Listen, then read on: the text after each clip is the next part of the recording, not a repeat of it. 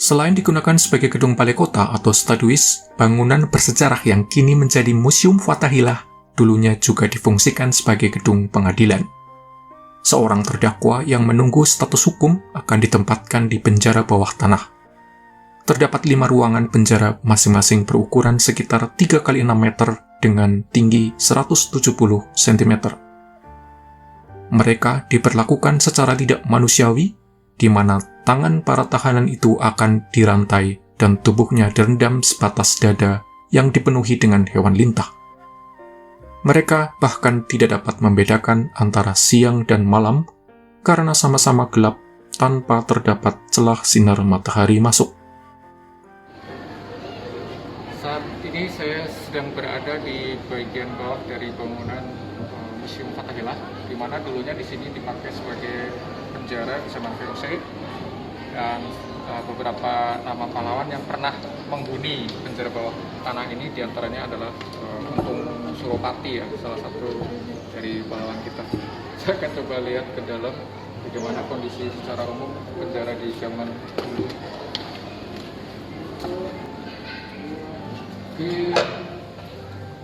Ini ruangannya seperti ini, jadi bentuknya oval, ya, oval, terus ini juga dibeton.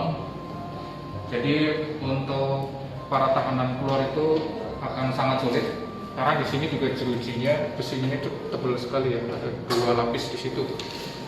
Nah, di situ ada juga bola-bola yang terbuat dari besi yang dipakai untuk mengikat tangan atau kaki tahanan sehingga mereka nggak mungkin untuk lari.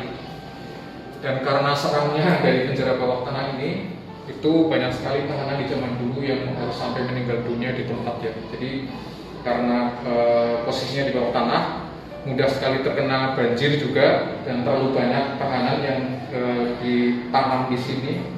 Akhirnya banyak juga di antara mereka yang kemudian harus meninggal secara tragis.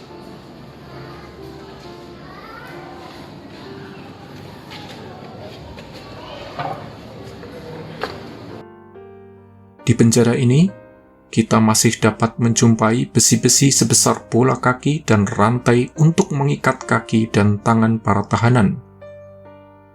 Disebutkan bahwa di penjara ini tidak saja pernah dihuni oleh pahlawan nasional, namun juga tawanan Cina sebanyak 500 orang saat terjadi pemberontakan Cina pada tahun 1740 sampai 1743.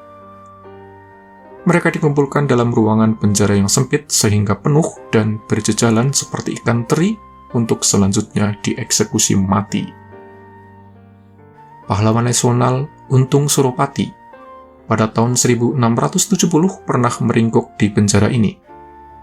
Tidak diketahui berapa lama dia berada di penjara yang disebut sangat menakutkan itu.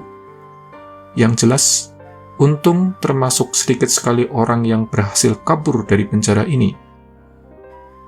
Untung adalah budak dari Bali yang dibawa ke Batavia. Waktu itu, di Pulau Dewata banyak kerajaan kecil yang sering berperang di antara satu dengan lainnya. Tentara dari pihak yang kalah akan dijadikan sebagai budak dan dijual belikan seperti binatang. Banyak di antaranya yang kemudian dibawa ke Batavia. Di antara mereka yang mengalami nasib tidak beruntung adalah Untung Suropati. Dia saat masih kecil telah dijual sebagai budak kepada seorang perwira VOC yang kemudian menjualnya kembali kepada Tuan Moore, petinggi VOC. Kebetulan Menir Moore ini mempunyai putri bernama Susana yang usianya hampir sama dengan Untung. Setelah remaja, keduanya menjalin kasih sayang. Namun, cinta kasih keduanya terendus oleh Tuan Moore. Tidak dapat dibayangkan bagaimana marahnya Tuan Moore melihat putri jelitanya bermain asmara dengan budak beliannya. Untung dianggap melakukan perbuatan tidak senonoh dan mencoreng martabat Tuan Moore sebagai pejabat tinggi VOC. Untung pun lalu dijebloskan ke penjara bawah tanah. Ada beberapa versi tentang mengapa Untung mampu meloloskan diri dari penjara tersebut. Salah satunya adalah besar kemungkinan karena terdapat kerjasama antara Susana dan sipir penjara. Susana mencoba menolong nyawa kekasihnya itu dari tiang gantungan dengan menyogok sipir penjara.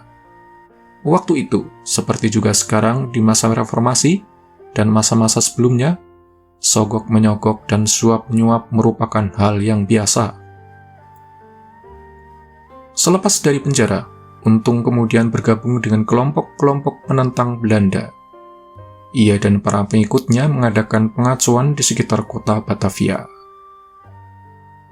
Singkat cerita, Presiden Soeharto dengan surat keputusan tanggal 3 November 1975 menganugerahi gelar pahlawan nasional kepada Untung Suropati.